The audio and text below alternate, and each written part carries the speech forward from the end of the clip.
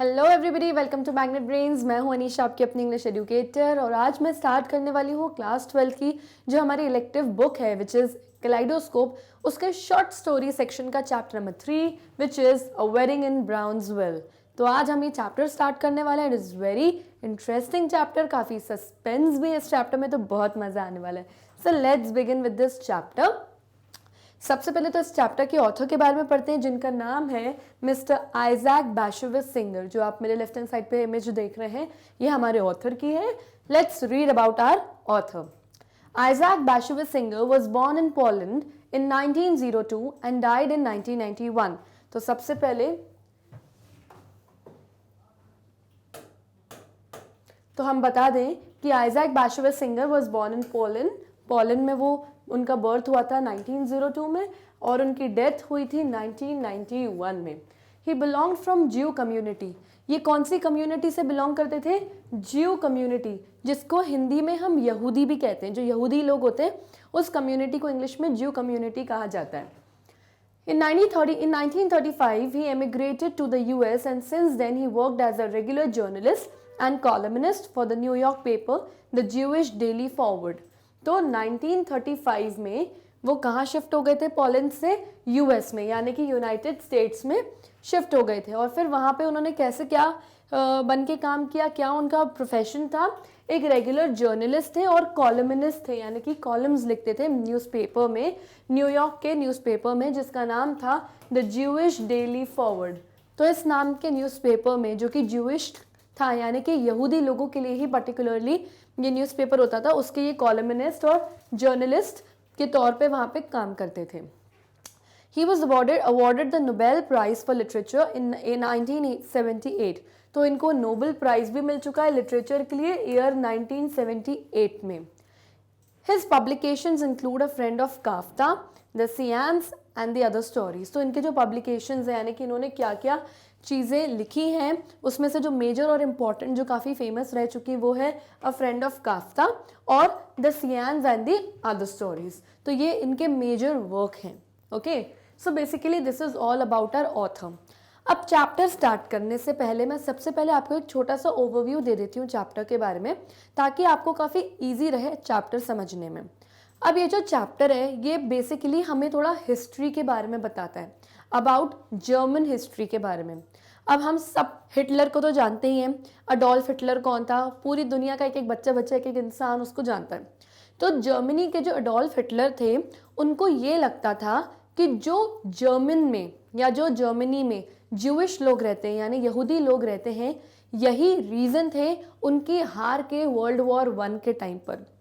तो उन्होंने सोचा कि मुझे अपनी कंट्री जर्मनी को एक प्योर जर्मनी की कंट्री बनाना है, यानी कि यहाँ पे सिर्फ प्योर जर्मन्स ही रहेंगे, यानी कोई यहूदी, कोई ज्यूइश लोग, कोई इधर उधर की कम्युनिटी के लोग नहीं रहेंगे। इन्होंने बहुत कोशिश करी, बहुत प्रोपेगेंडास किए, यानी कि बहुत ज़्यादा प्रमोशन किया, नारे लगाए और ग्रुप्स में रोड पे खड़े हो जाते थे दूसरे इनकी कम्युनिटी के लोगों के साथ कि जूस जो हैं, जो यहूदी लोग हैं, वो जर्मनी को छोड़ें। लेकिन ऐसा बिल्कुल भी नहीं हुआ, क्योंकि उन लोगों को लगा कि अरे हम क्यों छोड़ के जाए, हम तो जर्मनी में रहते, इतनी इजीली लोग वहाँ के नहीं गए। फिर इन्होंने एक पार्टी बनाई अडोल्फ हिटलर ने, जिसका नाम था नाजी पार्टी। अब जो नाजी पार्टी थे, ये लोग एंटी जूस थे, यानी कि ये जूइश लोगों को पसंद नहीं करते थे और इनका सिर्फ एक ही मोटिव था, एक ही इनके दिमाग में फितूर था कि हमें जूस को हटा देना है जर्मनी से, ताकि जर्मनी एक प्योर जर्मन कंट्री बन जाए, यानी कि यहाँ पे जो प्रॉपर प्योर जर्मन्स हैं वही रहें, कोई दूसरी जू कम्युनिटी के लोग ना रहें। जब जूस ने जर्मन्स की बात नहीं मानी जर्मनी छोड़ने के लिए, तो अडोल्फ हिटलर ने नाजी एक कम्युनिटी बनाई, नाजी पार्टी बनाई, जिनका एक ही मोटिव था कि जूस को हम यहाँ से निकाल दें। तो नाजी पार्टी ने कॉन्सेंट्रेशन कैंप्स बनाए, यानी कि उन्होंने किया होलोकॉस्ट। होलोकॉस्ट का मतलब ये होता है कि जितने भी जूस लोग थे उनको पकड़ पकड़ के वो लोग कैंप्स में डालते थे। छोटे छोटे काले कमरे होते थे और वहाँ पर उन लोगों को जिंदा जला दिया जाता था, उनके नेल्स निकाल दिए जाते थे, उनको मार दिया जाता था, उनको गैस कर देते, यानी जहरीली गैस उनके कैंप्स में डाल दी जाती थी ताकि वो लोग तड़प तड़प के मर जाएं। और बहुत उनको खतरनाक बुरी बुरी मौतें दी हमारे एडोल्फ हिटलर ने द्वारा नाजी पार्टी, किनको? इन ज्यूज को, ताकि ये लोग पूरी तरीके से मर जाएं। इस वजह से बहुत सारे जो ज्यूज हैं वो वहीं जिंदा और तड़प तड़प के, मतलब अलाइव हालत में उनको मारा गया और बहुत बुरी मौत दी गई। इसीलिए अडोल्फ हिटलर को लोग बहुत क्रूर और बहुत क्रूअल लीडर के नाम से जानते हैं, क्योंकि उसने बहुत बुरी तरीके से मौत दी थी सारे ज्यूज को। उसने बहुत सारे लोगों को 20-20, 25-25, 100-100 लोगों को एक साथ खड़ा करके सबको ब्लास्ट कर दिया, या सबको लाइन से खड़े करे शूट करते गया। इस तरीके से उसने हॉलोकॉस्ट किया, यानी कि उसने ग्रुप ऑफ ज्यूज को, बहुत सारे लोगों को एक साथ मार डाला ताकि ज्यूज उनकी दुनिया से चले जाएं। तो ये हुआ था हमारे जर्मन में। अब आप बोलेंगे कि भाई चैप्टर का नाम तो है अ वेडिंग इन ब्राउन्सविल, जिसके नाम से समझ में आ रहा है कि कोई वेडिंग कुछ शादी से रिलेटेड है, लेकिन आप मैम हमें ये हिस्ट्री क्यों बता रहे हो जर्मन की? तो इसीलिए बता रही हूँ क्योंकि हमारे इस चैप्टर में 2 कैरेक्टर्स हैं। पहले कैरेक्टर हैं डॉक्टर मार्गोलिन सोलोमन और उनकी वाइफ, दूसरा कैरेक्टर जो है उनकी वाइफ है ग्रेटेल। ठीक है, अब जो ग्रेटेल है वो कौन है? वो एक प्योर जर्मन है, लेकिन क्योंकि उनकी शादी डॉक्टर सोलोमन मार्गोलिन से हुई जो कि एक ज्यूइश है, वो ज्यूज में कन्वर्ट हो चुकी है। ठीक है, और ग्रेटेल जर्मन होने के बावजूद भी एक ज्यू से उसकी मैरिज हुई, तो वो अब कंप्लीटली जूइश कम्युनिटी में कन्वर्ट हो चुकी है और उसको बहुत दुख है अडोल्फ हिटलर ने जो किया है सारे जूस के साथ। ठीक है, तो अब यहाँ पर एक फ्रेंड होते हैं डॉक्टर मार्गोलिन सोलोमन के, जो जिनका नाम होता है अब्राहम मखलीज। वो अपनी बेटी सिल्विया की वेडिंग कर रहे हैं ब्राउन्सविल नाम के शहर में, इस जगह पे। ओके, ये जगह जो है ये न्यूयॉर्क में है। अब जब वो वहाँ पर जाते हैं तो वो ये नोटिस करते हैं कि वहाँ पे वो सारे ज्यूज लोग हैं। अब अब्राहम मखलीज भी एक ज्यू ही हैं, तो उनके जो बेटी है उनकी शादी में सारे ज्यू कम्युनिटी के लोग हैं। तो यूजुअली डॉक्टर मार्गोलिन सोलोमन इस शादी में नहीं जाना चाहते थे, बट स्टिल उन्होंने सोचा कि मैं चला जाता हूँ। इसीलिए नहीं जाना चाहते थे क्योंकि उनको लगता है कि जितने भी अब जूज हो गए हैं वो यहाँ पे यूएस में आके, न्यूयॉर्क में आके कन्वर्ट हो गए हैं, अपने आप को अमेरिकन समझने लगे हैं और ज्यूज की जो बिलीव्स हैं, जो कल्चर्स हैं, उसको भूलने लगे हैं। इस वजह से वो अवॉइड करते हैं अपने कम्युनिटी के लोगों में जाना। लेकिन जब वो वहाँ पर गए, फाइनली उन्होंने सोचा चलो चले जाता हूँ, क्योंकि उनको काफ़ी ज्यूज कम्युनिटी में काफ़ी हेड पे रखा गया है डॉक्टर मार्गोलिन सोलोमन को, तो उन्होंने सोचा चलो चले जाता हूँ। और अब्राहम मखलीज जो मेरा फ्रेंड है, जिसकी बेटी की शादी है, वो भी मेरा काफ़ी अच्छा फ्रेंड है। यहाँ तक कि शादी का जो प्रेजेंट है, जो गिफ्ट है, वो भी मैं भेज चुका हूँ ऑलरेडी, तो मैं चला जाता हूँ। तो ग्रेटेल नहीं जाती, उनकी वाइफ जो है वो नहीं जाती, वो सिर्फ अकेले चले जाते हैं। जब वो रास्ते में जा रहे होते हैं शादी में, तो उन्होंने देखा कि किसी का एक एक्सीडेंट हो गया है और उनको वो इंसान काफ़ी फमीलियर लग रहा था, काफ़ी सेम लग रहा था कि अरे इसने तो टक्सीडो कोट पहना हुआ है और मतलब बिल्कुल मुझे थोड़ा सेम टाइप का इंसान लग रहा है, ऐसा लगता है मैं इस इंसान को जानता हूँ। लेकिन फिर भी उन्होंने ध्यान नहीं दिया और वो आगे चले गए। फाइनली जब वो हम मैरिज में पहुँचे ब्राउन्सविल में, उन्होंने देखा बहुत सारे लोग अंदर डांस कर रहे हैं, मस्ती कर रहे हैं, एंजॉय कर रहे हैं। डॉक्टर मार्गोलिन सोलोमन आराम से खड़े हुए थे और वो बस देख रहे थे लोगों को। सडनली इतने सारे लोगों में उनको एक लड़की दिखाई देती है और उसको देखकर वो शॉक हो जाते हैं। वो इसीलिए शॉक हो जाते हैं क्योंकि वो उनका ओल्ड फॉरगॉटन लव थी, राइजल। यानी जब कई सालों पहले डॉक्टर मार्गोलिन यंग थे तो उनको एक लड़की से प्यार था और उनका नाम था राइजल।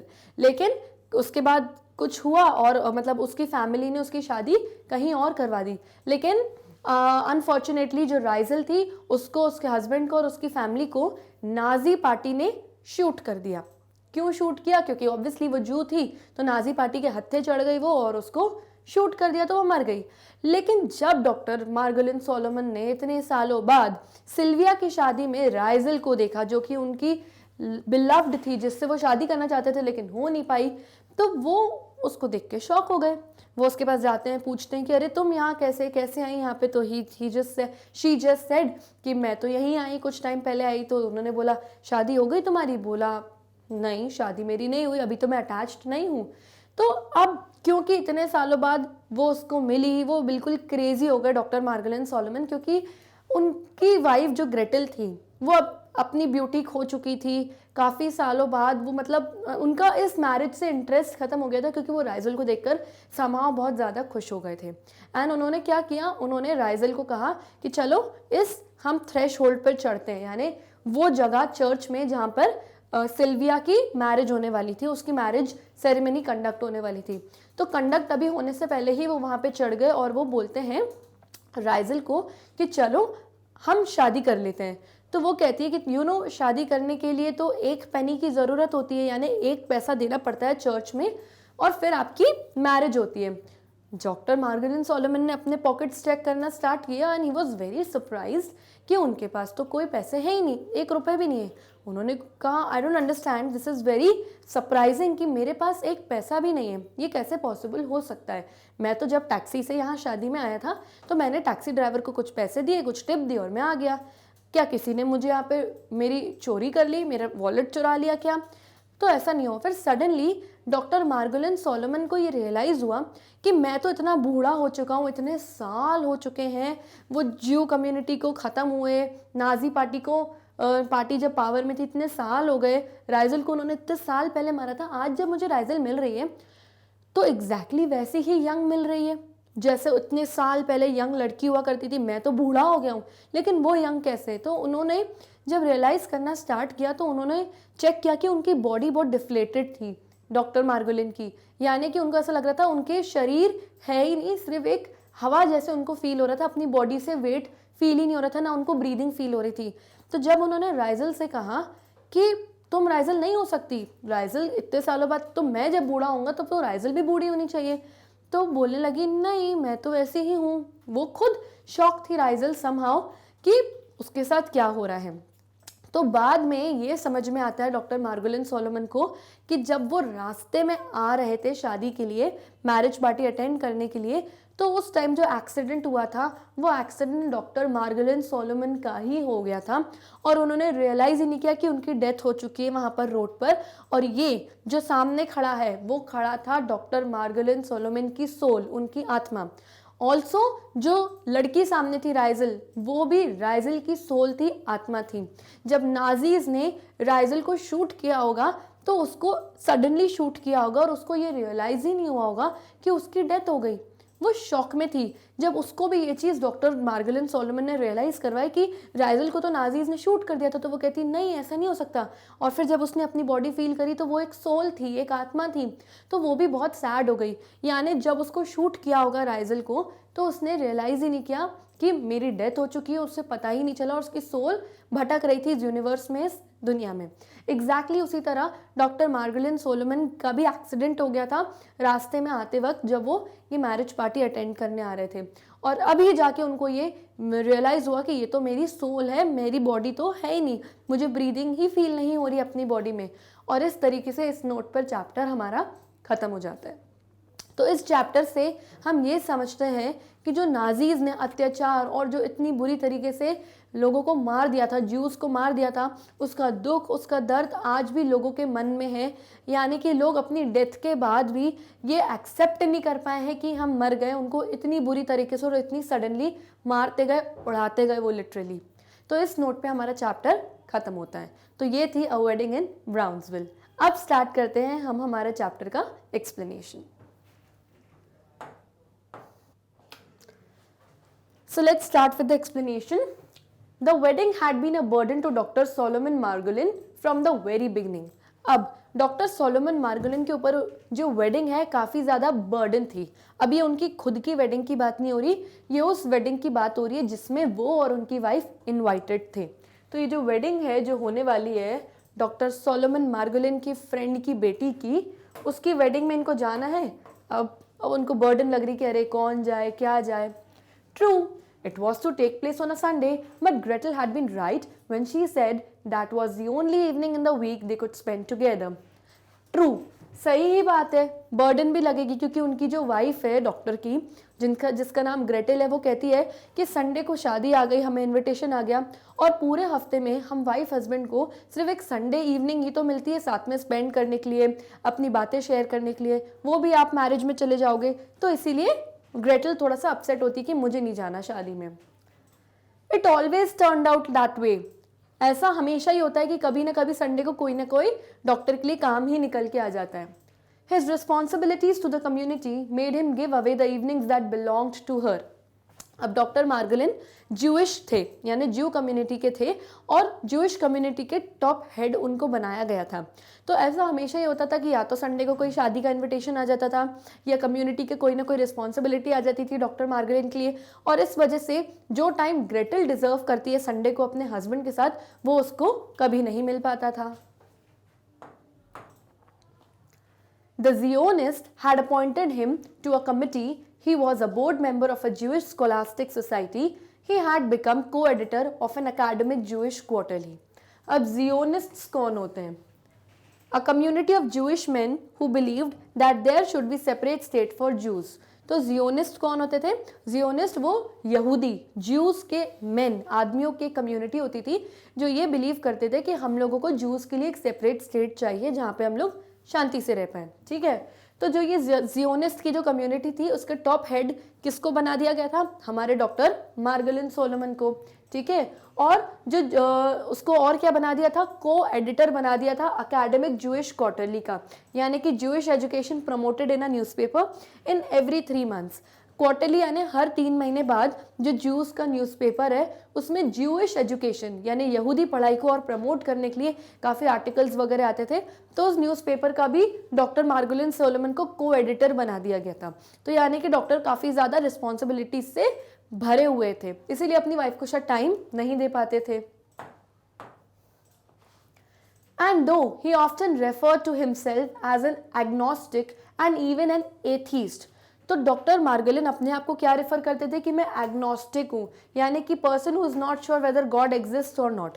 ये बिलीव ही नहीं करते थे कि भगवान एग्जिस्ट करते भी हैं कि नहीं करते, और अपने आप को वो एथीस्ट कंसिडर करते थे डॉक्टर, यानी कि नास्तिक, भगवान में विश्वास नहीं रखते थे। Nevertheless, for years he had been dragging Gretel to Cedars at Abraham McLeish, a landsman from Saint-Simon। तो क्या था? इस बावजूद भी कि वो भगवान में विश्वास नहीं रखते और अपने आप को नास्तिक मानते हैं, वो कई सालों से अपने फ्रेंड अब्राहम मखलीस के घर पे सेडर्स जो होता है वहाँ पे अपनी वाइफ को ग्रेटल को घसीट के ज़रूर ज़बरदस्ती ले जाते थे। अब ये सेडर्स क्या है? Cedars Jewish ceremonial religious dinner, यानी कि ज्यूज जो होते हैं कभी कभी कुछ ऐसे रिलीजियस सेरेमनी करते हैं अपने घर पे और बाद में डिनर ऑर्गेनाइज करते हैं और गेस्ट को घर पे इनवाइट करते हैं। जैसे हम लोग सत्संग करते हैं उसके बाद प्रसाद वगैरह बांटते हैं, वैसे ज्यूज लोग अपने घर पे कोई रिलीजियस सेरेमनी करते हैं और उसके बाद डिनर फॉलोड बाय डिनर रखते हैं, तो कुछ लोगों को इन्वाइट करते हैं। अब अब्राहम मखलीस जो है वो अपने घर पे ये सेडर्स ऑर्गेनाइज करते हैं और ये रिलीजियस सेरेमनी होती है। इस बावजूद कि डॉक्टर अपने आप को एक नास्तिक मानते हैं, फिर भी वो अपनी वाइफ को ज़रूर ले जाते हैं अब्राहम के घर पे कि चलो सेडर्स अटेंड करके आते हैं। और ये कौन है अब्राहम मखलीस? ये एक लैंड्समैन है सेंसिमिन का। लैंड्समैन यानी एक ज़मींदार है सेंसिमिन नाम की जगह पे। अब सेंसिमिन क्या है? अ प्लेस इन पोलैंड। ये एक जगह है पोलैंड में जहाँ पर सारे यूजुअली जूज रहते हैं। Dr. Margolin treated rabbis, refugees and Jewish writers without charge, supplying them with medicines and if necessary a hospital bed. रब्बीस कौन होते हैं? जैसे हमारे यहाँ पंडित होते हैं, पुजारी होते हैं, वैसे ही ज्यूइश प्रीस्ट होते हैं रब्बीस, यानी यहूदी कम्युनिटी के जो पंडित पुजारी होते हैं उन्हें हम रब्बीस कहते हैं। अब क्योंकि डॉक्टर मार्गोलिन एक डॉक्टर हैं तो वो काफ़ी ज़्यादा सोशल वर्क में भी थे। वो क्या करते हैं, जितने भी रब्बीज़ होते थे, रिफ्यूजीज़ यानी कि जितने भी ज्यू लोग बाहर से भाग के यहाँ पर आए हैं उनको, और जितने भी ज्यूइश राइटर्स हैं, लेखक हैं, उनको फ्री ऑफ चार्ज ट्रीटमेंट करते थे, उनसे फीस चार्ज नहीं करते थे और उनको मेडिसिन भी दे देते थे फ्री में, और ज़रूरत पड़ती थी तो उनको हॉस्पिटल बेड भी फ्री में ही अलॉट करवा देते थे। There had been a time when he had gone regularly to the meetings of the Sensiminer Society, had accepted positions in their ranks। तो कभी एक वो टाइम भी रहा था, अभी नहीं, कभी वो टाइम भी रहा था जब डॉक्टर मार्गोलिन सोलोमन जो है वो कहाँ जाते थे? सेंसिमिनर सोसाइटी। सेंसिमिनर क्या है? सेंसिमिन एक जगह है पोलैंड में जहाँ ज्यूज यूजुअली रहते हैं, तो उन लोगों ने एक सेंसिमिनर सोसाइटी बना ली थी। तो कई बार उनकी मीटिंग्स अटेंड करने डॉक्टर जाया करते थे और उनके जो रैंक्स की पोजीशन है, यानी उनको कोई ना कोई पोजीशन, बड़ी पोजीशन दे के रखी थी इस सोसाइटी ने डॉक्टर को, तो उन्होंने वो पोजीशन भी खुशी खुशी एक्सेप्ट करी। And had attend all the parties, और उस सोसाइटी ने जो भी पार्टीज ऑर्गेनाइज करी वो पार्टीज भी वो अटेंड करते थे। Now Abraham Makhlis was marrying of his youngest daughter Sylvia. अब अब्राहम मखलीस जो उनका फ्रेंड है वो अपनी सबसे छोटी बेटी सिल्विया की शादी कर रहा है। The minute the invitation arrived, Gretel had announced her decision. She was not going to let herself be carted off to a wedding somewhere out in the wilds of Brownsville. तो जैसे ही Abraham मैकलीस का शादी का invitation आया अपनी बेटी के लिए, तो उन्होंने ग्रेटल ने पहले ही अनाउंस कर दिया कि मैं तो नहीं जाने वाली, मैं अपने आप को कार्टेड ऑफ, यानी कि अपने आप को ज़बरदस्ती उस शादी में घसीट के नहीं ले जाने वाली, मैं अपने आप को नहीं भेजूंगी, खुद को नहीं भेजूंगी उस शादी में जहाँ, और वो जगह शादी जहाँ होने वाली वो कहाँ है, इन द वाइल्ड्स ऑफ ब्राउन्सविल। ब्राउन्सविल नाम की जगह के वाइल्ड्स में, यानी जंगलों के बीच में शादी है, तो बोलती है मैं तो नहीं जाऊंगी। What is a Brownsville? It's a city in the Texas state of USA, New York. ये पूरा न्यूयॉर्क का आपका मैप है, ये रहा आपका टेक्सास सिटी, जहाँ पे ये जो पॉइंट है वो है ब्राउन्सविल। तो यहाँ पे शादी होने वाली थी सिल्विया की। Okay, If the Solomon wanted to go and gorge himself on all kinds of greasy food coming home at 3 o'clock in the morning, that was his prerogative. तो gorge यानी कि to eat a lot of food, जो बहुत ज़्यादा आप खाते हो। Prerogative यानी कि आपकी मर्जी, आपकी चॉइस। ओके, तो ग्रेटल उसकी वाइफ कहती है कि अगर डॉक्टर को जाना है और अटेंड करनी है सिल्विया की वेडिंग तो वो बिल्कुल जा सकता है, और जूस का जो तेल से भरा हुआ ग्रीसी फूड होता है वो खा सकते हैं, और मैरिज अटेंड करके रात के 3-3, 4-4 बजे तक घर लेट नाइट उनकी मर्जी है तो वो आ सकते हैं, उनकी चॉइस है, उनको जाना है तो वो जाएं। मैं तो नहीं जाऊंगी सिल्विया की वेडिंग में। Doctor Margolin admitted to himself that his wife was right. When would he get a chance to sleep? He had to be at the hospital early Monday morning. तो डॉक्टर भी सोचते हैं कि Gretel सही तो कह रही है, भाई अगर इतने लेट आऊँगा शादी से वापस तो फिर सोने का टाइम कब मिलेगा, और संडे को मैरिज है सिल्विया की और मंडे मॉर्निंग उनको अपनी डॉक्टर की ड्यूटी पे जाना है, तो कैसे पॉसिबल हो पाएगा। Moreover, he was on a strict fat-free diet. A wedding like this one would be a feast of poisons. Also doctor ने सोचा कि मैं तो फैट फ्री डाइट पे हूँ, यानी अभी डाइटिंग पे हूँ, अगर वहाँ जाऊँगा शादी का इतना तेल वाला खाना खाऊंगा तो ये फीस्ट ऑफ पॉइजन्स हो गए, यानी मेरे लिए जहर बराबर होगी अगर मैंने डाइट के बीच में इतना ज़्यादा हैवी खाना खा लिया तो। Everything about such celebrations irritated him now. The Anglicised Yiddish, the Yiddishised English, the ear splitting music and unruly dances. अब पहले तो डॉक्टर जो थे वो सेंसिमिनर सोसाइटी, जहाँ पे जूस की जो कम्युनिटी है वहाँ पे जाते थे, उनकी पार्टीज अटेंड करते थे, उनकी रैंक्स पोजीशंस को खुशी खुशी एक्सेप्ट करते थे। लेकिन अब बहुत ज़्यादा इस टाइप के जो सेलिब्रेशंस जहाँ पे जूस लोग होते हैं, ये चीज़ डॉक्टर को अब इरिटेट करती है।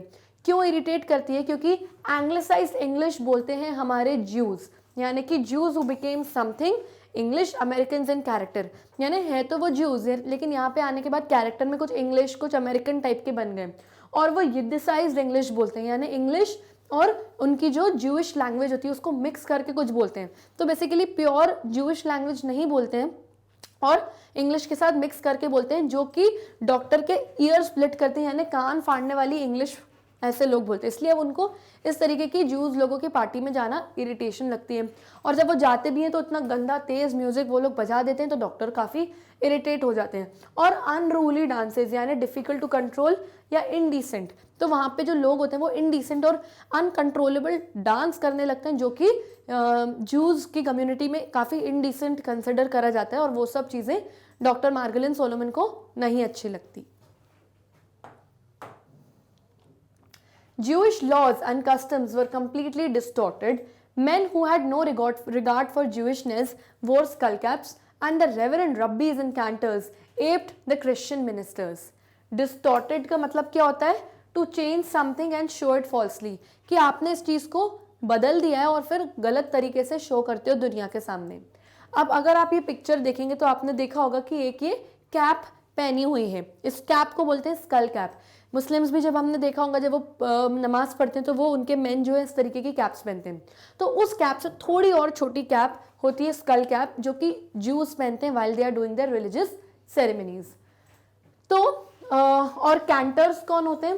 कैंटर्स people who sing Christian verses, यानी जो भजन कीर्तन गाने वाले लोग होते हैं उनको हम कैंटर्स कहते हैं जूस में। एप्ड यानी किसी को कॉपी करना, किसी की फॉलो करना, टू कॉपी समबडी, ठीक है।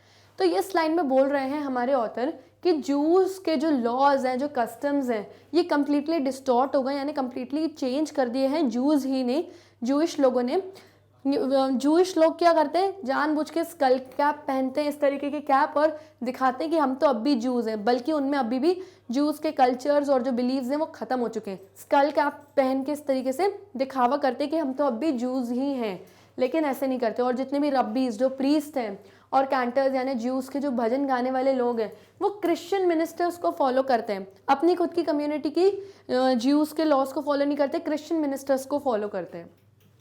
Whenever he took Gretel to a wedding or bar mitzvah, he was ashamed. What is a bar mitzvah? Bar mitzvah क्या होता है?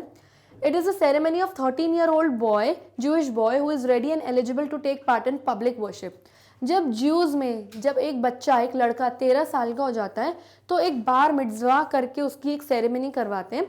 अब इस सेरेमनी के बाद जितनी भी पब्लिक प्रेयर्स वगैरह होती हैं, ये 13 ईयर बॉय उसमें अब पार्टिसिपेट कर सकता है। ओके, जैसे हिंदुओं में जनेऊ संस्कार वगैरह होते हैं, वैसे इनमें बार मिtzvah होता है।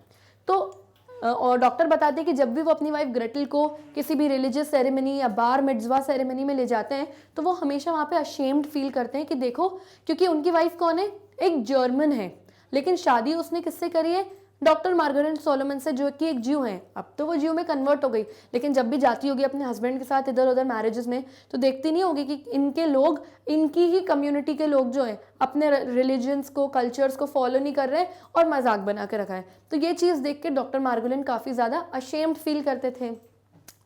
Even she, born a Christian, would see that American Judaism was a mess.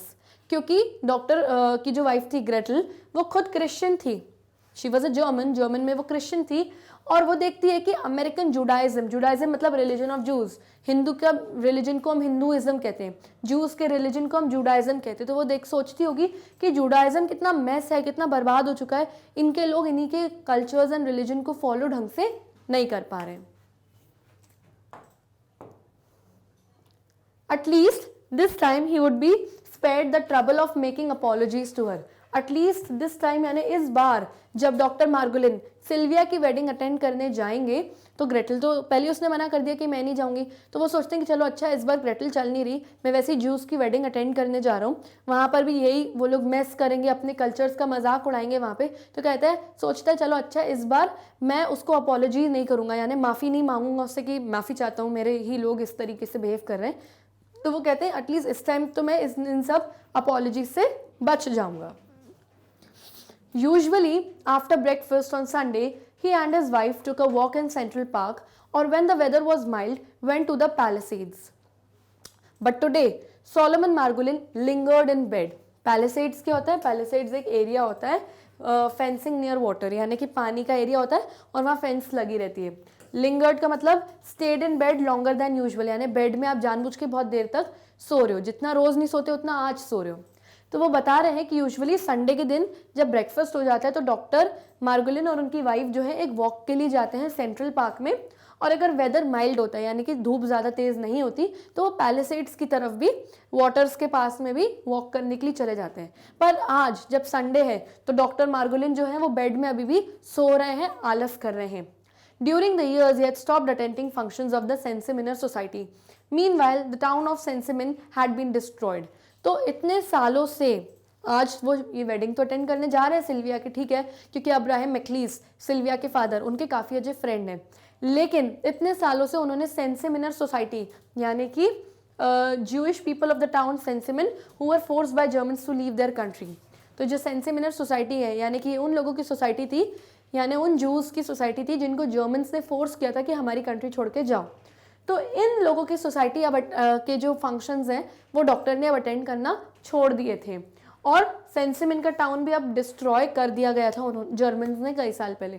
तो लेकिन फिर भी आज उनको मजबूरी में सही सिल्विया की वेडिंग अटेंड करने उनको जाना पड़ रहा है।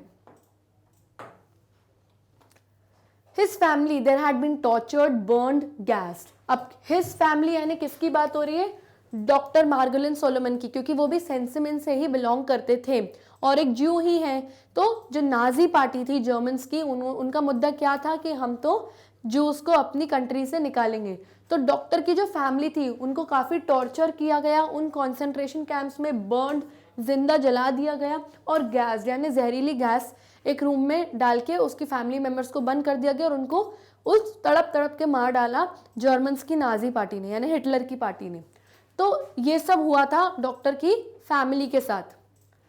Many Sensiminers had survived and later come to America from the camps, but most of them were younger people whom he, Solomon, had not known in the old country. तो काफ़ी सारे juice को तो नाजी पार्टी ने मार डाला था, लेकिन कुछ सर्वाइवर्स थे, कुछ लोग बच निकले थे और वहाँ से भाग के अमेरिका आ गए थे, जिनमें से एक हमारे डॉक्टर मार्गुलन सोलोमन भी थे। लेकिन जब वो यहाँ पर आए तो काफ़ी सारे दूसरे कुछ भी लोग थे जो बच निकले थे उस कॉन्सेंट्रेशन कैंप से। तो वो सब यहाँ पर आज होंगे इधर सिल्विया की मैरिज में, जिनमें से कुछ को शायद जानता भी होगा हमारे डॉक्टर और कुछ को हमारे डॉक्टर नहीं जानते होंगे। तो night everyone would be there, और आज की जो रात है यानी आज जो वेडिंग की नाइट है सिल्विया की, वहाँ पे वो सारे लोग उसको मिलेंगे आज। There the Senciminers belonging to the bride's family and the Treshpolers belonging to the groom's. तो जो जितने भी सेंसिमिनर्स हैं वो ब्राइड साइड की फैमिली है, यानी लड़की वाले सेंसिमिनर्स हैं, और जो ग्रूम्स हैं यानी जो ग्रूम है, जो दूल्हा है, वो ट्रेश पोलर्स के साइड का है। अब जैसे पोलैंड का एक शहर सेंसिमिन था, वैसे ही पोलैंड का एक दूसरी जगह ट्रेश पोलर्स था। तो लड़के वाले ट्रेश पोलर्स थे, people belonging to a place in Poland, Treshpolers. Okay, तो ये सारी चीज़ें सोच रहे हैं हमारे doctor. He knew how they would pester him, reproach him for growing aloof, drop hints that he was a snob. Pester यानी किसी को ट्रबल करना, किसी को परेशान करना। Reproach करना यानी blame someone, किसी को इल्ज़ाम लगाना किस पर कि अरे तुम आते नहीं हो पार्टीज में, ऐसा वैसा।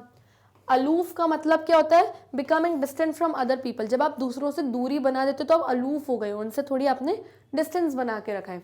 स्नॉब का मतलब क्या होता है? प्राउडी पर्सन, एक घमंडी इंसान। तो डॉक्टर मार्गुलन सोलोमन को पता था कि आज जब वो सिल्विया की वेडिंग अटेंड करने जाएंगे इतने टाइम बाद, क्योंकि वो किसी सेंसिमिनर सोसाइटी की अब वेडिंग अटेंड करने नहीं जाते, लेकिन आज जब वो जाएंगे तो उनको पता है जो उनके जान पहचान के लोग हैं वहाँ उनको परेशान करेंगे, उनको रिप्रोच करेंगे, यानी ब्लेम करेंगे, अरे तुम तो आते ही नहीं हो, तुम कभी नहीं आते अपनी ही कम्युनिटी के लोगों में, और तुम तो अलूफ होते जा रहे हो, तुम तो दूरी बना रहे हो अपनी ही कम्युनिटी के लोगों से, और तुम तो एक स्नॉब हो, अब तो तुम बहुत घमंडी हो गए भैया, डॉक्टर बन गए हो तो घमंड करने लगे हो। तो उनको पता था कि लोग इस तरीके की बातें उनसे वहाँ पर करेंगे। They would address him familiarity, slap him on the back, drag him off to the dance. वो उसको डॉक्टर को ये भी पता था कि लोग उनको फेमिलियरिटी शो करेंगे, अरे हम तो तुम्हें जानते थे, अरे वहाँ सेंसिमिन में जब हम रहा करते थे तुम हमारे घर आते थे, इस तरीके की फेमिलियरिटी की, अरे हम तो तुमसे फेमिलियर है, ये सब दर्शाएंगे डॉक्टर से। Slap him on the back, अरे उनको पीठ पे इस तरीके से धक्का मारेंगे और बोलेंगे अरे आओ आओ चलो डांस करो, let's go for dance. Well, even so he had to go to Sylvia's wedding. He had already sent out the present. ये सब सोच के डॉक्टर सोचते हैं अरे ये लोग परेशान करेंगे मुझे, पर फिर भी सिल्विया की वेडिंग तो मुझे अटेंड करनी है क्योंकि अब्राहम मखलीस उनके बहुत अच्छे फ्रेंड हैं। ऑल्सो शादी का जो प्रेजेंट है, जो शादी का गिफ्ट है, वो हमारे डॉक्टर ऑलरेडी भिजवा चुके हैं अब्राहम के घर। तो उन्होंने सोचा कि मैं चला जाता हूँ सिल्विया की वेडिंग में। The day had dawned, grey and dreary as dusk. The grey had dawned का मतलब यहाँ संडे मॉर्निंग हैज़ बिगन, यानी अब वो संडे का सुबह आ ही गई जिस दिन रात में उनको वेडिंग में जाना है। तो दिन की शुरुआत हो गई, काफ़ी ग्रे है आसमान का माहौल, मौसम ड्यूरी एज डस्क, यानी कि धूल जैसा कलर है आसमान का। Overnight a heavy snow had falling, और क्यों है ऐसा? क्योंकि पिछली रात को बहुत ज़्यादा स्नोफॉल हुआ है वहाँ पर। Solomon Margolin had hoped to make up for the sleep he was going to lose, but unfortunately he had woken even earlier than usual. तो सोलोमन मार्गोलिन इतनी सुबह उठ गया, वो सोच रहा है कि चलो मैं थोड़ा सा सो लेता हूँ क्योंकि आज रात को तो वेडिंग में मुझे वैसे ही बहुत लेट आना है। लेकिन आज तो अलग ही हुआ, जितने बजे वो रोज़ उठते हैं उससे भी पहले आज उनकी नींद खुल गई। फाइनली ही गॉट अप, अब नींद नहीं आ रही तो उठ ही गए finally. He shaved himself meticulously at the bathroom mirror and also trimmed the grey hair at his temples. Meticulously यानी कि very carefully, और temples क्या होता है? temples हमारा body part होता है, यानी कि ये एरिया, यानी कि ये जो एरिया होता है इसको हम टेम्पल वाला एरिया कहते हैं यहाँ पे। तो क्योंकि आज संडे का दिन है प्लस आज रात को वेडिंग में जाना है डॉक्टर को, तो उन्होंने क्या किया, अच्छे से बाथरूम के मिरर में अपनी केयरफुली अपनी पूरी शेविंग करी, और यहाँ पे जो उनके टेम्पल्स पे जो उनके ग्रे हेयर थे वो सब उन्होंने कट किए, क्योंकि आज शादी में जाना है, अच्छा दिखना है भाई। Today of all days he looked at his age, there were bags under his eyes and the face was light. Exhaustion showed in his features. Face was lined, यानी फेस पे लाइंस थे, यानी फेस पर बहुत सारे wrinkles थे, क्योंकि obviously doctor Margolin बहुत बुजुर्ग हैं। एग्जॉस्शन यानी कि tiredness due to his work, काम की वजह से जब आपकी थकावट होती है तो अब एग्जॉस्शन आपके चेहरे पे दिखती है। तो डॉक्टर वो बता रहे हैं कि डॉक्टर ने आज शेव वेव करी तो आज वो एग्जैक्टली अपनी एज के दिख रहे थे, ना अपनी एज से कम ना अपनी एज से ज़्यादा। उनके आंखों के नीचे बैग्स थे, यानी से मोटे मोटे बैग्स होते हैं ना, जैसे बूढ़े लोगों के हो जाते हैं वैसे थे। चेहरे पे रिंकल्स थे उनके, और उनके चेहरे पे थकावट ऑब्वियसली दिख रही थी उनके काम की वजह से। His nose appeared longer and sharper than usual. There were deep folds on the sides of the mouth. उनकी जो नाक थी वो आज अजीब सी लंबी और काफ़ी शार्प तीखी दिखाई दे रही थी, और उनके जो माउथ है यहाँ पे उनके फोल्ड्स थे जैसे बुजुर्ग लोगों के होते हैं। After breakfast, he stretched out on the living room sofa. From there, he could see Gretel was standing in the kitchen, ironing blonde, faded, middle-aged. अब संडे ब्रेकफास्ट के बाद यूजुअली वो अपनी वाइफ के साथ वॉक पे जाते हैं, बट क्योंकि आज उनको शादी में जाना है तो उन्होंने सोचा थोड़ा सा लिविंग रूम के सोफा पे पैर पसार के, स्ट्रेच्ड यानी पैर पसार के लेट जाता हूँ थोड़ी देर। वहाँ से उन्होंने अपनी वाइफ ग्रेटल को देखा जो कि किचन में खड़ी हुई थी, आयनिंग ब्लॉन्ड, ब्लॉन्ड यानी सुनहरे बाल जो कि फॉरेनर्स के होते हैं, जर्मन लोगों के होते हैं, और उनकी वाइफ ऑब्वियसली जर्मन थी तो उनके अपने जो बाल थे वो ब्लॉन्ड थे, फेडेड, उनका चेहरा फेडेड दिख रहा था यानी काफ़ी रूखा दिख रहा था उसकी वाइफ का, मिडिल एजड, और उसकी जो उम्र थी वो अधेड़ उम्र की उनकी वाइफ थी। She had on a skimpy petticoat and her calves were as muscular as dancers.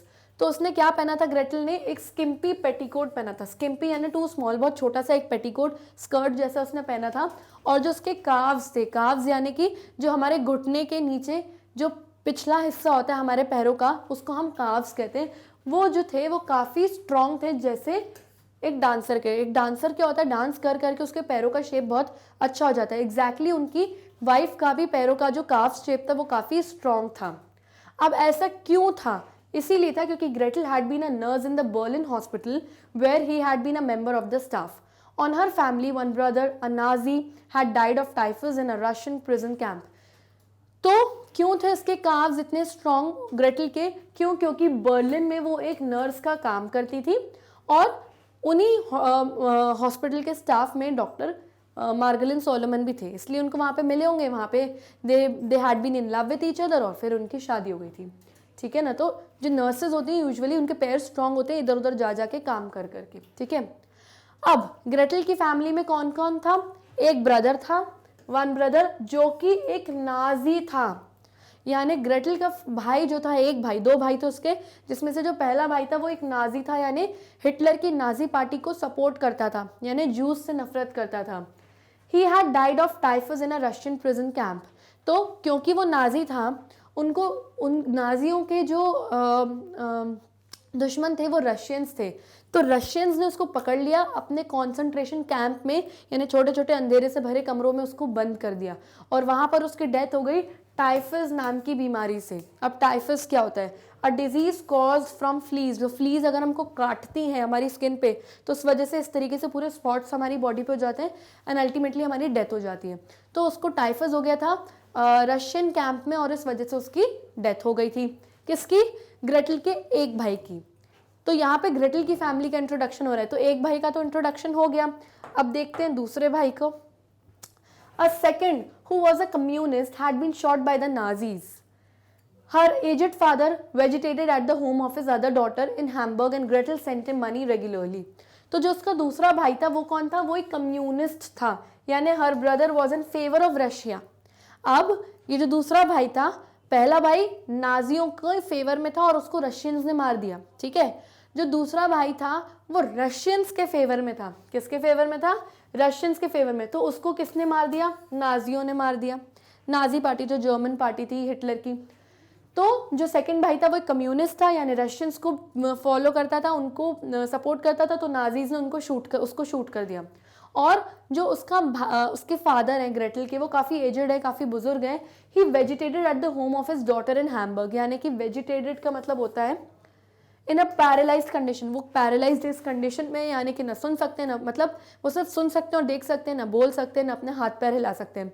तो ग्रेटल की बहन, दूसरी जो बहन है, उनके घर पे वो इस वेजिटेटेड कंडीशन में रहते हैं, ग्रेटल के फादर, ठीक है। और कहाँ है उसकी बहन? हैम्बर्ग में। हैम्बर्ग क्या है? एक प्लेस है जर्मनी में, ठीक।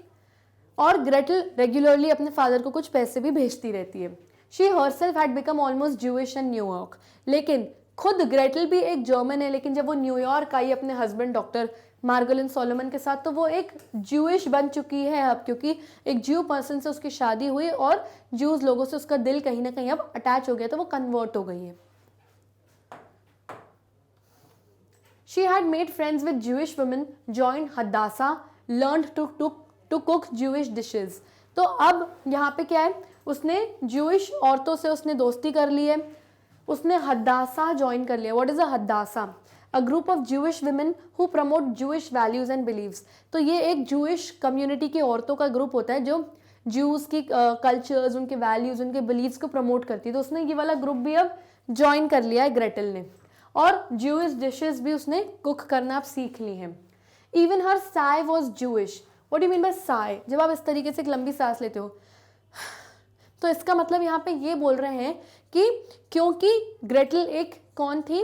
एक जर्मन थी, नाजी पार्टी भी जर्मन की, हिटलर की पार्टी थी, उसको तो नाजी पार्टी को सपोर्ट करना चाहिए, लेकिन वो दुख मना रही है। उसकी साय, उसकी इस लंबी सांस का मतलब है कि वो दुख मना रही है उन ज्यूज का जिनको नाजी पार्टी ने मार डाला, होलोकॉस्ट कर दिया, यानी ग्रुप में उड़ा दिया, उनको मार डाला।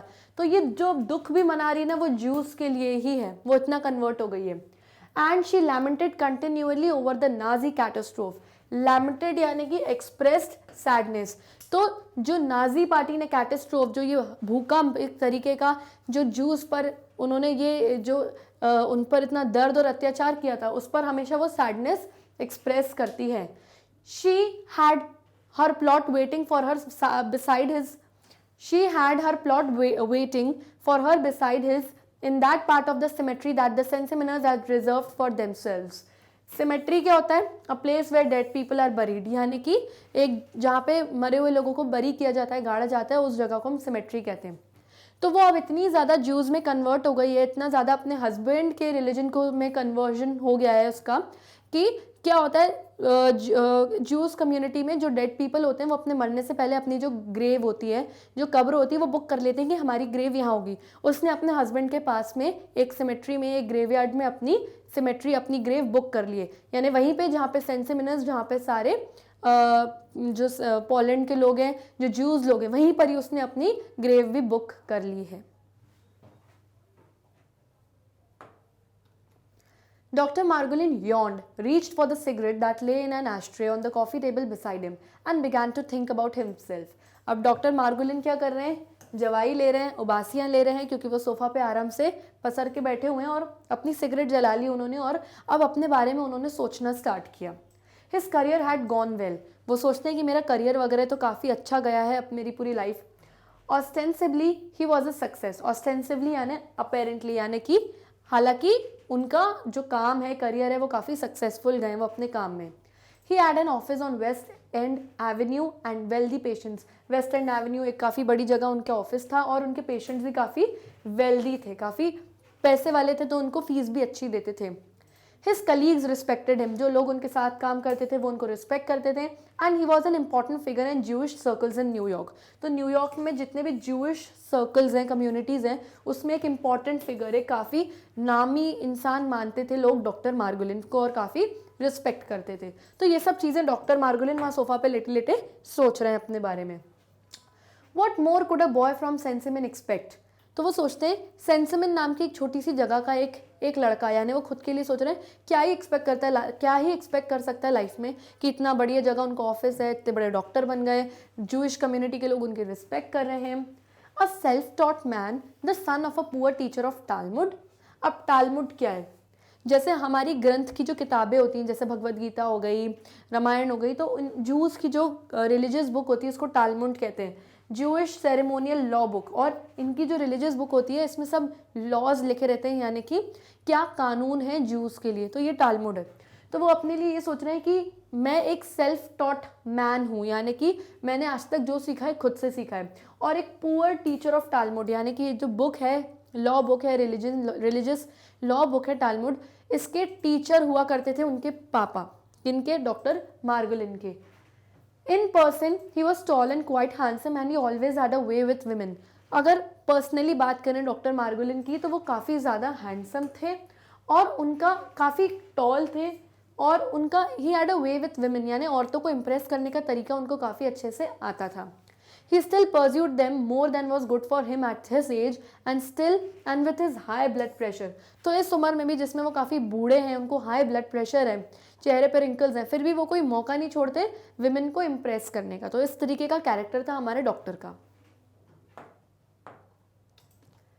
But secretly Solomon Margolin had always felt that he was a failure. लेकिन इतनी सक्सेसफुल होने के बाद, इतनी दुनिया वालों से रिस्पेक्ट गेन करने के बाद, सीक्रेटली अंदर ही अंदर कहीं ना कहीं डॉक्टर मार्गोलिन को यही लगता है कि मैं फेलियर हूँ, यानी मैं लाइफ में फेल हो गया। क्यों लगता था वो पढ़ते हैं अब। As a child he had been acclaimed a prodigy, reciting long passages of the Bible and studying the Talmud and commentaries on his own. बचपन में लोग डॉक्टर मार्गोलिन को प्रोडिगी कहते थे। प्रोडिगी यानी कि a child was extraordinary good at something, एक ऐसा बच्चा जो एक्स्ट्राऑर्डिनरीली किसी चीज़ में बहुत अच्छा है, जो यूजुअली बच्चे नहीं होते। क्यों लोग उनको इतना एक्स्ट्राऑर्डिनरी मानते थे? क्योंकि वो बाइबल के इतने बड़े बड़े पैसेजेस, टालमुड बुक के इतने बड़े बड़े पैसेजेस अपने आप पढ़ लेते थे और कमेंट्रीज यानी कि उनके अर्थ, उनके मीनिंग भी अपने आप समझा देते थे।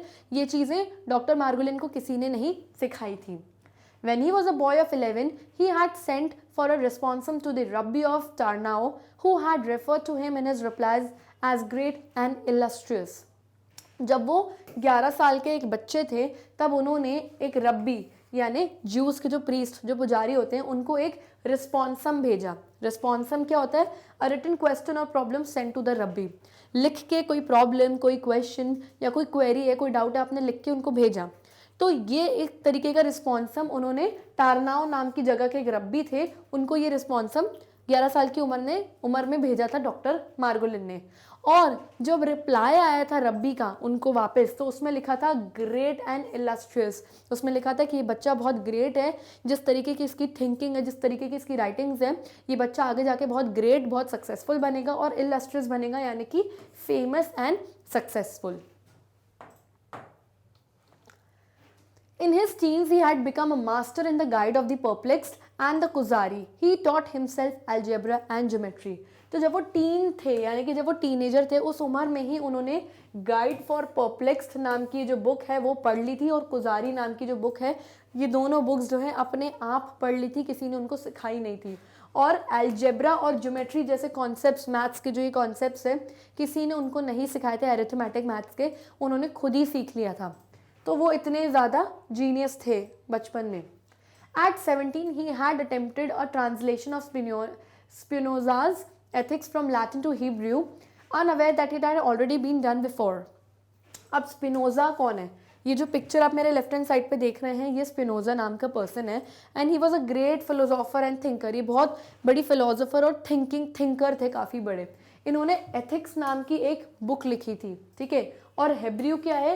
हेब्रियू ज्यूस की लैंग्वेज है। जैसे हमारी लैंग्वेज हिंदी है, हिंदुओं की लैंग्वेज हिंदी है, वैसे ज्यूस की जो लैंग्वेज होती है हेब्रियू होती है, ज्यूइश लैंग्वेज होती है, ठीक है। तो जब वो 17 साल की उम्र के थे तब उन्होंने स्पिनोजा ने जो एक एथिक्स नाम की बुक लिखी थी, उसने इस लैंग्वेज, जर्मन बुक थी इस बुक को उन्होंने अपने आप ट्रांसलेट कर दिया, अपने आप उन्होंने इसका ट्रांसलेशन किया हेब्रियू में, यानी अपनी ज्यूस की लैंग्वेज में। बाद में उन्हें ये रियलाइज़ हुआ कि ठीक है, ये ट्रांसलेशन पहले ही कोई कर चुका है, बट हमें तो ये देखना है ना कि डॉक्टर मार्गोलिन ने 17 साल की उम्र में एक हेब्रियू लैंग्वेज में उन्होंने पूरा ट्रांसलेशन कर दिया एस्पियोनाज की इतनी बड़ी बुक को। तो इतने ज़्यादा वो ग्रेट थे अपने बचपन में, बिना किसी के सिखाए हुए उन्होंने इतने काम कर लिए थे। Everyone predicted he would turn out to be a genius, but he had squandered his talents, continually changing his field of study, and he had wasted years in learning languages, in wandering from country to country। सबने ये predict कर लिया था, सभी ने उनके बचपन में उनको देख के ये अनुमान लगा दिया था कि बड़े होके तो ये कोई जीनियस बनेगा, बट उन्होंने अपने इन सारे टैलेंट्स को स्क्वांडर कर दिया, यानी कि टाइम वेस्ट एंड मनी, उन्होंने काफ़ी ज़्यादा अपना पैसा और टाइम वेस्ट कर दिया अलग अलग लैंग्वेजेस सीखने में और अलग अलग कंट्रीज़ में ट्रैवल करने में।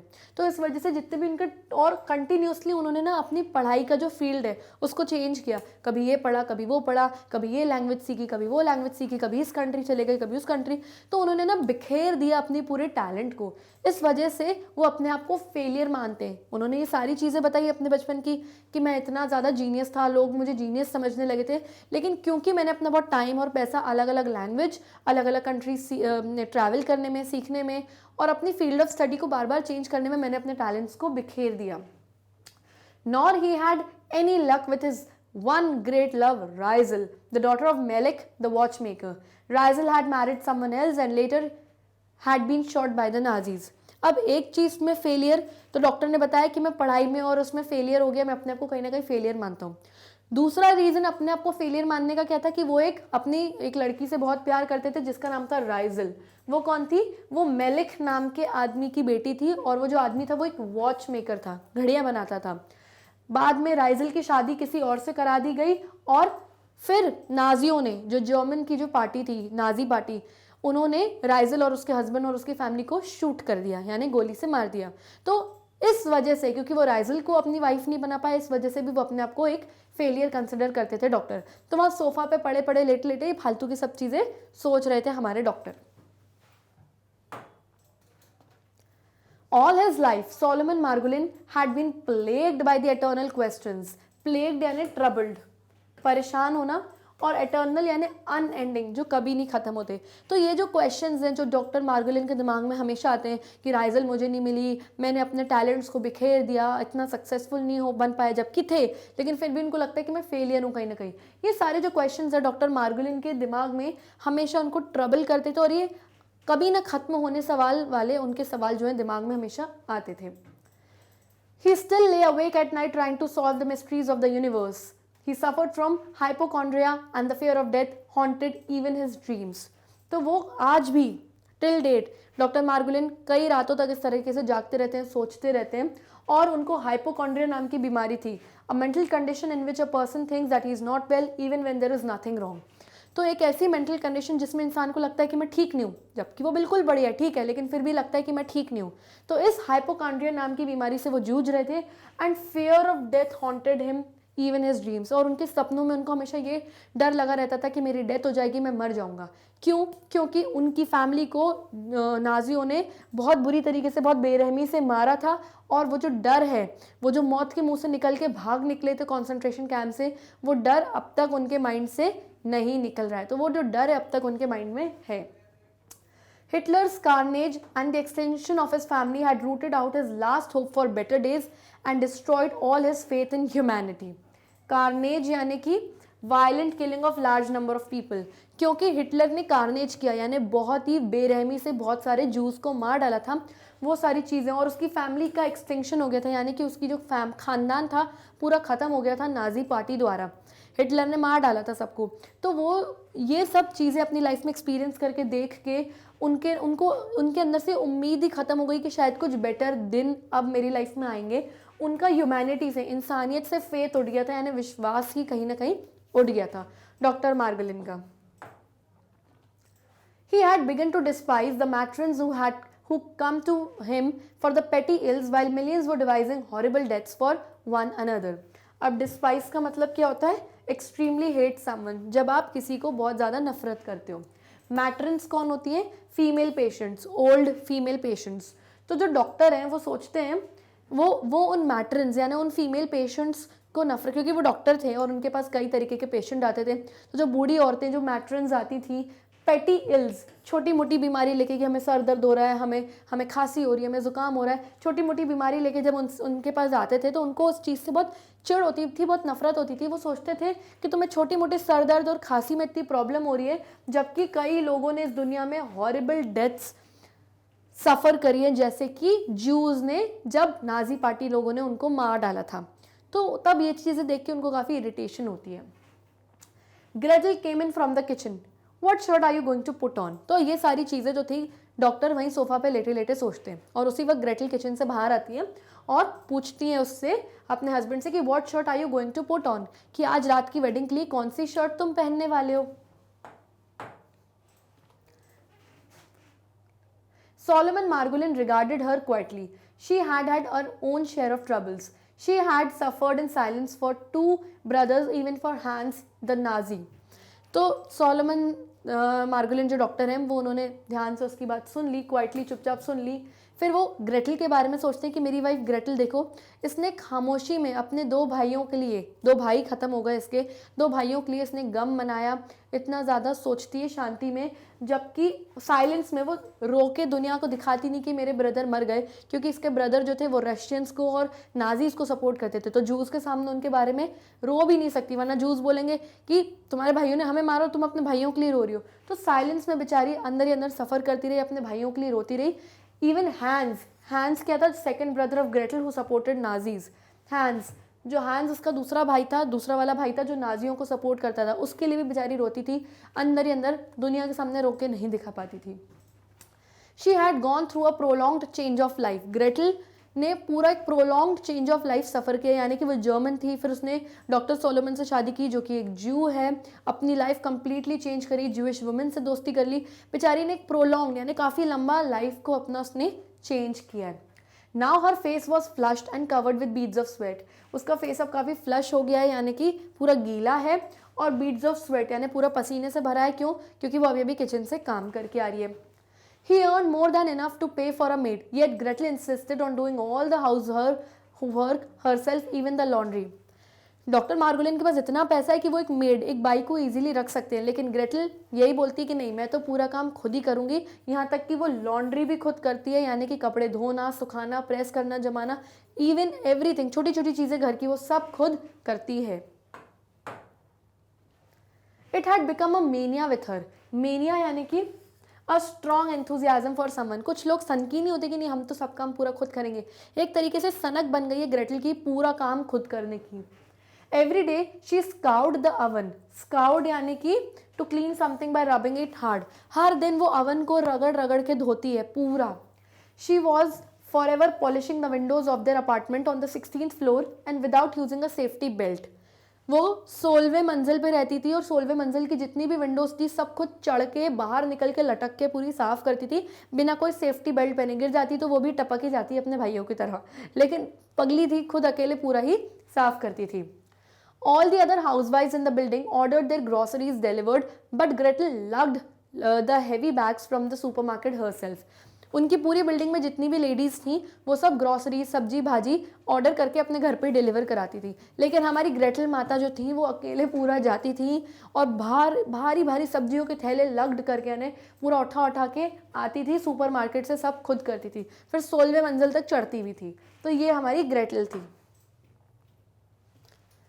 Now husband and wife sized each other up wryly, feeling the strangeness that comes of great familiarity.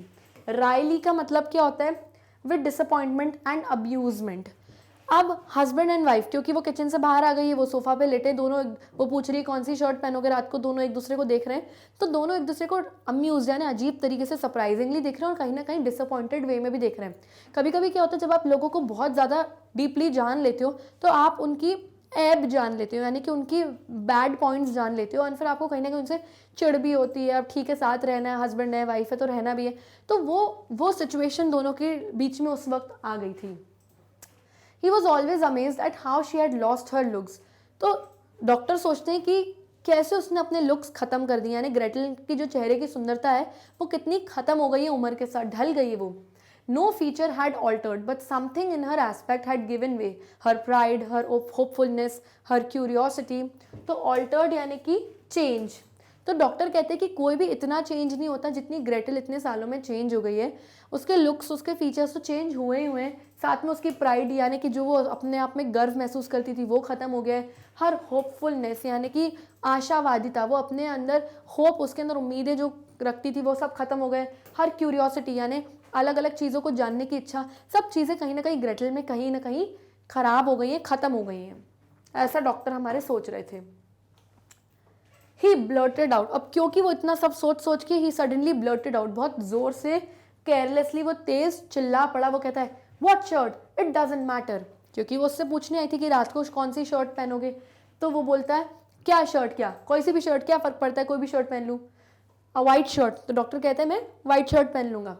You are not going to wear the tuxedo, wait I will bring you a vitamin, तो वो पूछती है अपने husband से कि तुम tuxedo यानी इस तरीके का शादी में जा रहे हो, कोट पैंट नहीं पहनोगे, चलो अच्छा मैं तुम्हारे विटामिन यानी तुम्हारी दवाई ववाई लेके आ जाती हूँ। वो समझ गई कि पगला रहा है, चिल्ला चोट कर रहा है, तो कहती चलो मैं तुम्हारी विटामिन ले आती हूँ, तुम्हारी दवाई लेके आ जाती हूँ। I don't want a vitamin, वो चिल्लाता है मुझे कोई विटामिन नहीं चाहिए, बट यू योरसेल्फ से they are good for you, तो ग्रेटल कहती है पर तुम ही तो कहते हो कि विटामिन तुम्हारे लिए अच्छी हैं, खा के तुम्हें हेल्दी महसूस होता है, लीव मी अलोन, वो कहता है मुझे अकेला छोड़ दो, well it's your health not mine. Finally Gretel बोलती है पगला गया है मेरा पति, तो वो कहती है ठीक है तुम्हारी हेल्थ है, तुम्हारी स्वास्थ्य है, तुम्हारी मर्जी, मेरी तो नहीं है, ठीक है जैसी तुम्हारी मर्जी। And slowly she walked out of the room, hesitating as if she expected him to remember something and call her back. तो बेचारी चुपचाप वहाँ से निकल जाती है और मन में सोचती है कि शायद वो उसको पीछे से आवाज़ दे दे, शायद उसको कुछ याद आ जाए और वो बुला ले ग्रेटल, लेकिन ऐसा कुछ भी नहीं होता, वो नहीं बुलाता और वो चुपचाप चली जाती है रूम से बाहर। Dr. Solomon Margolin took a last look in the mirror and left the house. He felt refreshed by the half-hour nap he had taken after the dinner. अब रात को डिनर खाया उसने थोड़ा सा, और डिनर के बाद आधे घंटे की नैप ले ली, सो लिया, और अब उसको काफ़ी रिफ्रेश लग रहा है, अब तैयार होके मिरर में देख के फाइनली वो घर से डिनर के बाद, रात की लेट नाइट पार्टी है तो डिनर के बाद वो निकलता है सिल्विया की वेडिंग अटेंड करने के लिए। Despite his age he still wanted to impress people with his appearance even the Senciminers. अब इतनी एज होने के बाद भी वो मिरर विरर में इसलिए ऐसे देखता है कि उसको लोगों को इम्प्रेस करना है, इस उम्र में भी अच्छा दिखना है। इवन द सेंसिमिनर्स, सेंसिमिनर्स से वो चिढ़ता था, यानी उन जूस से वो चिढ़ता था जो अपने वैल्यूज एंड कल्चर्स को भूल चुके हैं, लेकिन फिर भी उनको उसको इम्प्रेस करना था। He had his illusions. In Germany, he had taken pride in fact that he looked like a junker, and in New York, he was often aware that he could pass for an Anglo-Saxon.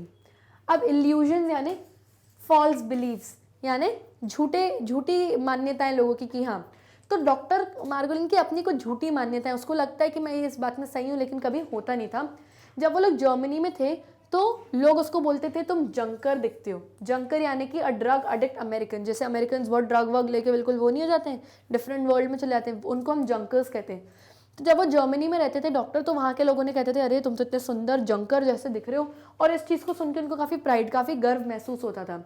और अब जब वो New York में आ गए हैं तो काफ़ी लोग उनको क्या बोलते हैं, एंग्लो सैक्सन बोलते हैं, यानी कि यूरोपियन, कि तुम तो यूरोपियन जैसे दिखते हो, इतने बढ़िया दिखते हो। क्यों बोलते थे? बिकॉज ही वॉज टॉल, वो काफ़ी टॉल थे, स्लिम थे, पतले थे, ब्लॉन्ड यानी उनके सुनहरे गोल्डन बाल थे, ब्लू आइड, ब्लू कलर की उनकी आइज़ थी। His hair was thinning and turn somewhat grey, उनके बाल उम्र के साथ पतले होते जा रहे थे और अब ग्रे कलर के भी होते जा रहे हैं। But he manage to disguise the signs of age, पर जब भी इस तरीके की शादी पार्टी में वो जाते थे तो वो डिस्गाइज कर देते थे अपने ग्रे हेयर, सफ़ेद हेयर को, यानी change the appearance by hiding someone, white बाल काट के थोड़ा अच्छे से डाई वाई करके वो इन सारे ग्रे हेयर को छुपा देते थे। तो इस तरीके के उनके कुछ फॉल्स इल्यूजन्स थे डॉक्टर को अब खुद को लेके कि मैं तो जंकर दिखता हूँ, यूरोपियन जैसा दिखता हूँ, तो ऐसे कुछ उनके फॉल्स इल्यूजन्स थे। He stooped a little, but in company was quick to straighten up. Stooped यानी आगे की तरफ झुकना, आगे की तरफ बेंड करना अपने शोल्डर्स को, तो अपनी उम्र के हिसाब से वो आगे की तरफ काफ़ी झुकते भी थे, लेकिन जब किसी की कंपनी में, जब किसी के साथ होते तो एकदम से अपने आप को स्ट्रेट कर लेते थे। Years ago in Germany, he had worn a monocle, and though in New York that would have been too pretentious. जब कई सालों पहले वो जर्मनी में रहा करते थे तो वो एक मोनोकल पहनते थे, यानी कि अ सिंगल आई ग्लास, इस तरीके से एक जो आई ग्लास होता है लोग पहनते थे, वो पहना करते थे। बट अब न्यूयॉर्क में अब वो पहनेंगे यहाँ पे आके तो ये काफ़ी प्रिटेंशियस लगेगा, लोगों को लगेगा पता नहीं कुछ ज़्यादा ही अपने आप को दिखा रहा है, तो इसलिए अब नहीं पहनते। His glance still retained a European serenity, और उनकी ग्लैंस यानी अभी भी अगर आप उनको देखो तो कहीं ना कहीं हल्का फुल्का वो यूरोपियन झलक उनमें अब भी दिखती है डॉक्टर में। ही हैड हिज प्रिंसिपल्स, उनके अपने खुद के प्रिंसिपल्स, अपनी खुद की मान्यताएं थी। He had never broken the Hippocratic oath, doctor Margolin Solomon ने अपनी हिप्पोक्रेटिक ओथ आज तक कभी नहीं तोड़ी। हिप्पोक्रेटिक ओथ क्या होती है? वो ओथ जो डॉक्टर्स लेते हैं, जब डॉक्टर बन जाते हैं तो वो ओथ सेरेमनी में जाते हैं, और इस ओथ में वो लोग बोलते हैं कि हमारी रिस्पॉन्सिबिलिटीज़ और हम बिल्कुल दृढ़ और सच्चे रहेंगे अपने प्रोफेशन के प्रति। तो ये जो हिपोक्रेटिक ओथ है उन्होंने जो डॉक्टरी में ली थी वो आज तक उन्होंने कभी नहीं तोड़ी। With his patience, he was honorable to an extreme, avoiding every kind of cant, and he had refused a number of dubious associations that smacked of careerism. Cant का मतलब बुरी लैंग्वेज यूज करना, particularly for a group of people, and dubious का मतलब क्या होता है, things that are not honest और सेफ। तो उनके पेशेंट्स को जब भी वो ट्रीट करते थे तो वो काफ़ी अच्छी लैंग्वेज उनसे यूज़ करते थे। डजेंट मैटर कौन किस कम्युनिटी से बिलोंग करता है वो नहीं देखते थे, लेकिन अच्छी लैंग्वेज यूज़ करते थे। और अगर कुछ लोग आते थे उनके पास कहते थे हमारे साथ एसोसिएट हो जाओ, जुड़ जाओ, तो वो एक डूबियस टाइप के जो एसोसिएशंस होते हैं ना, जो सेफ़ नहीं होते कल्चर के लिए, लोगों के लिए सही नहीं होते, सेफ़ नहीं होते, तो वो उन सारे और जो ऑनेस्ट नहीं होते, इस तरीके की एसोसिएशंस को वो हमेशा अवॉइड करते थे, कभी नहीं करते थे। Gretl claimed his sense of honour amounted to a mania. Gretl कहती थी कि आपका जो ये करियर को लेके इतना सच्चा होना है, ये एक मेनिया बन चुका है, आपकी एक सनक बन चुकी है कि आप इतने ज़्यादा सच्चे हो अपने करियर को लेके। Doctor Margolin's car was in the garage, not a Cadillac like that of most of his colleagues, but he decided to go by taxi. अब कैडिलैक क्या होती है? कैडिलैक ऐसी लग्जूरियस कार है जो उस समय में बहुत लग्जूरियस लोग चलाते थे, ठीक है, ओल्डन टाइम्स में। तो कैडिलैक, तो ग्रेटल कहती है कि डॉक्टर जो है मार्गोलिन, उनके पास कैडिलैक जैसी ऐसी लग्जूरियस कार तो नहीं थी जैसी उनके दूसरे कलीग साथ में काम करने वाले डॉक्टर्स के पास थी, उनके पास नहीं थी, पर दूसरी एक अच्छी खासी कार थी जो उनके गैराज में पार्क्ड थी। लेकिन चाहते तो वो कैडिलैक भी मतलब अफोर्ड कर सकते थे, लेकिन फिर भी सिल्विया की शादी में जाने के लिए उन्होंने अपनी कार नहीं उठाई, उन्होंने डिसाइड किया कि मैं टैक्सी से जाऊंगा। तो वो इतने सोबर और डाउन टू अर्थ टाइप के थे कि चलो मैं टैक्सी से ही शादी में चले जाऊंगा। He was unfamiliar with the Brooklyn and the heavy snow made driving hazardous। तो क्यों उन्होंने डिसाइड किया कि मैं टैक्सी से जाऊंगा और अपनी कार से नहीं? क्योंकि शादी कहाँ थी? ब्राउन्सविल में, और ब्राउन्सविल जाने के लिए ब्रुकलिन की गलियों को क्रॉस करना था। तो उन्होंने कहा कि मैं ब्रुकलिन की गलियों से फेमिलियर नहीं हूँ, मुझे पता नहीं है, और पिछली रात काफ़ी हैवी स्नो हुई है जिससे ड्राइविंग हजार्डस यानी डेंजरस हो सकती है, तो बेटर ये है कि मैं टैक्सी से चले जाता हूँ। He waved his hand and at once a taxi pulled over the curb. He was afraid the driver might refuse to go as far as Brownsville, but he flicked the meter on without a word. तो उन्होंने एक हाथ दिया और side में कर्ब पे यानी कि पार्किंग के साइड में एक टैक्सी आके रुक गई।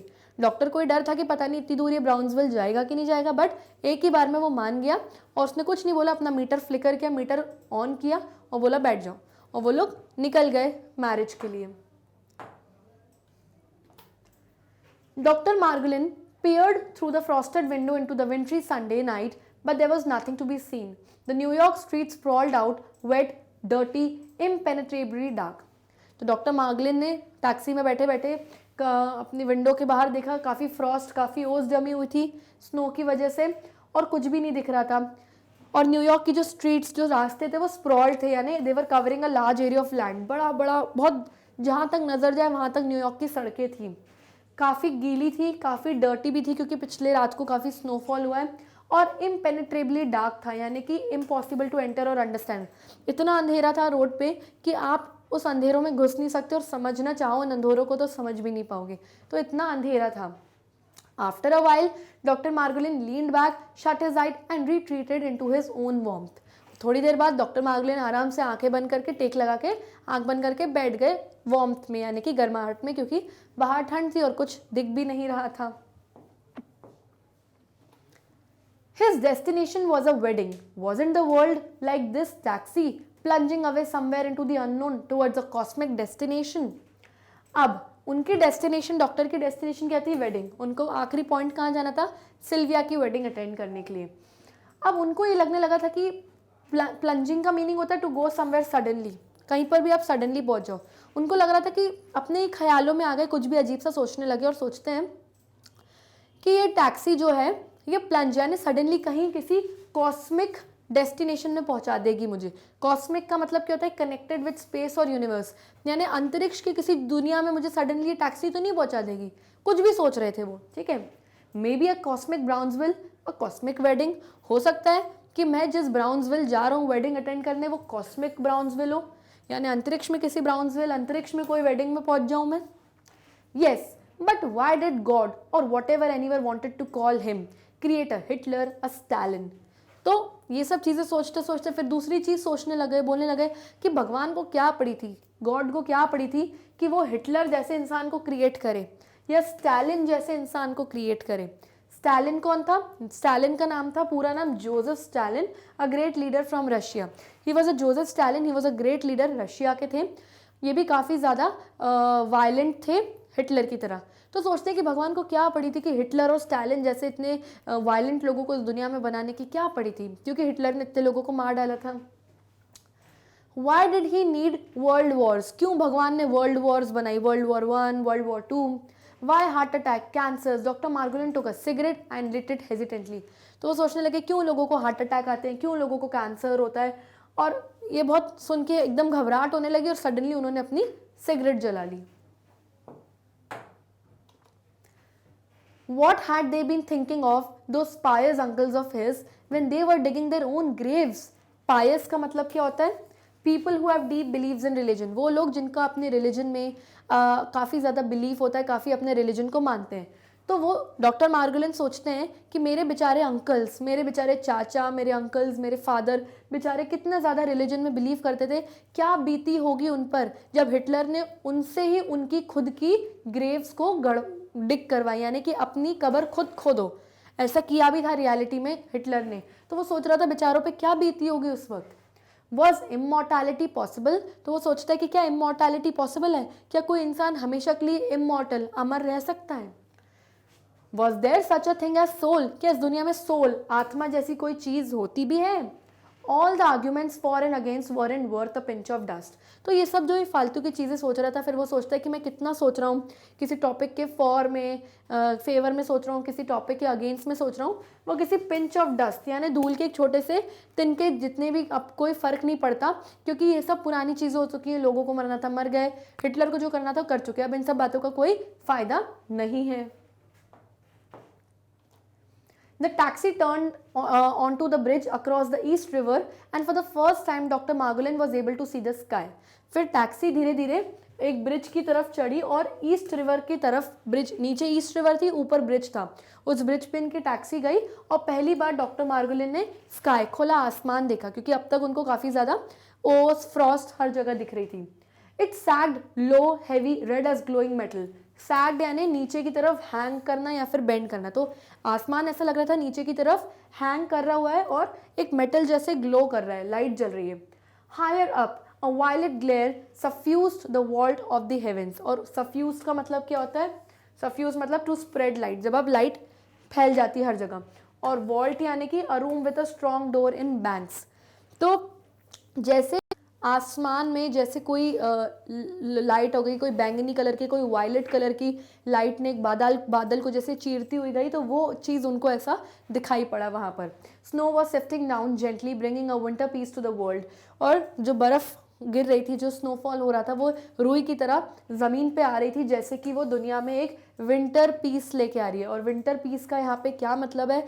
विंटर पीस का मतलब वो है कि वो शांति जो वर्ल्ड वॉर के बाद आई है, यानी कि वर्ल्ड वॉर ख़त्म हो चुकी है, कोई किसी को नहीं मार रहा और अब दुनिया में पीस है। Just it had in the past 40 years ago, 1000 years ago and perhaps a million years ago. इसका मतलब ये होता है कि जब 40 साल पहले जब वर्ल्ड वॉर हो रही थी, उस वक्त भी जब विंटर आई थी तो कहीं ना कहीं पीस लेके आई थी लोगों के लाइफ में। 1000 ईयर्स पहले जब धरती बनी थी, उस वक्त भी जब काफ़ी ज़्यादा प्रॉब्लम हो रही थी, तो विंटर्स जो थी वो पीस लेके आई थी। और कई मिलियन ईयर्स पहले भी जब भी विंटर आई है, एक तरीके का पीस, शांति का संदेशा लेके आई है लोगों की लाइफ्स में। Fiery pillars appeared to glow beneath the East River on its surface through black waves jagged on rocks. A tugboat was hauling a string of barges loaded with cars. Fiery यानी कि fiery का मतलब होता है looking like fire, जो आग की तरह दिखती है। टगबोट क्या होती है? एक छोटी सी बोट होती है which is use for pulling ships into the port. ये जो बोट आप देख रहे हो ये टगबोट होती है। क्या होता है कि जब बड़ी बड़ी शिप्स होती हैं, जब वो बिल्कुल पोर्ट तक, जब किनारे तक आने वाली होती है, तो वो अपने इंजन बंद कर देती है। तो जो टग बोट्स होती हैं काफ़ी स्ट्रांग होती है और कई सारी टग बोट्स जाती हैं और खींच के बड़ी सी शिप को पोर्ट तक लेके आती हैं। और जब शिप जा भी रही होती है तो यही टग बोट्स खींच के बिल्कुल उनको थोड़े आगे तक ले जाती है और फिर बड़ी सी शिप अपना इंजन ऑन करती है और आगे जाती है। तो क्या देखते हैं डॉक्टर मार्गोलिन ब्रिज के नीचे? वो देखते हैं कि उनके नीचे ईस्ट रिवर थी ब्रिज के नीचे, और ईस्ट रिवर में बड़ी बड़ी सी शिप्स थी जिनके ऊपर इस तरीके से पिलर्स दिख रहे थे और उनमें से फ्योरी यानी इस तरीके से ग्लोइंग फायर निकल रही थी। और उनको टग बोट्स दिख रही थी जो बड़ी बड़ी शिप्स को खींच रही थी पोर्ट की तरफ या वापस छोड़कर आ रही थी आगे जाने के लिए। A front window in the cap was open and icy gusts of wind blew in, smelling of gasoline and sea. Suppose the weather never changed again. और क्या नोटिस किया डॉक्टर मार्गोलिन ने कि जिस टैक्सी में वो आगे बैठे थे उसके आगे का एक विंडो जो है कांच है वो खुला हुआ था और अंदर काफ़ी ज़्यादा आइसी गस्ट ऑफ विंड आ रही थी, यानी बर्फीली हवाएं अंदर आ रही थी जिसमें गैसोलीन की स्मेल आ रही थी और सी की, क्योंकि नीचे पानी थी, रिवर था, तो उसमें से गैसोलीन, ये जो इस तरीके का जो गैसोलीन की स्मेल थी वो उनके अंदर गाड़ी में आ रही थी। और फिर एक अजीब सा ख्याल डॉक्टर मार्गोलिन के दिमाग में आता है और वो ख्याल होता है suppose the weather never changed again. मान लो कि जो वेदर है, जो विंटर सीजन है, ये कभी बदला ही नहीं, हमेशा ही ऐसे विंटर सीजन रहा। तो डॉक्टर मार्गोलिन यहाँ पे कुछ भी सोचे जा रहे थे। Who then would ever be able to imagine a summer day, a moonlit night, spring, but how much imagination for what does worth a man actually have? तो सोचते हैं कि अगर कभी विंटर सीजन गया ही नहीं तो हम कैसे इमेजिन करेंगे कि कोई समर डे का कोई दिन इमेजिन कर पाएंगे, कोई मूनलिट नाइट, कभी सूरज देख पाएंगे, कभी मून देख पाएंगे खुले आसमान में, कभी स्प्रिंग सीजन देख पाएंगे, कभी नहीं देख पाएंगे। तो यहाँ पे बोला जा रहा है कि जितना भी एक इंसान इमेजिन कर ले, इमेजिनेशन से क्या होता है, मैं बोलूँ समर सीजन कभी नहीं जाए तो क्या 365 दिन का समर सीजन नहीं जाएगा? तो एग्जैक्टली यहाँ पे यही बात बोली जा रही है कि इस तरीके के फालतू के ख्याल आ रहे थे डॉक्टर मार्गोलिन के माइंड में टैक्सी में बैठे बैठे, और ऐसा कभी पॉसिबल नहीं हो सकता जो भी चीज़ें वो सोच रहे थे। On Eastern Parkway, the taxi was jolted and screeched suddenly to a stop. Some traffic accident apparently. The siren on police car shrieked. A wailing ambulance drew nearer. Suddenly गाड़ी चलते चलते ईस्टर्न पार्कवे पर जब गाड़ी पहुंची, उनकी taxi पहुंची, तो टैक्सी ने बहुत ज़ोर से जॉल्ट किया, यानी सडनली एक रफ तरीके से एकदम ब्रेक लगा। शायद वहाँ पे कोई ट्रैफिक एक्सीडेंट हो गया था, इस वजह से उनकी टैक्सी रुक गई थी।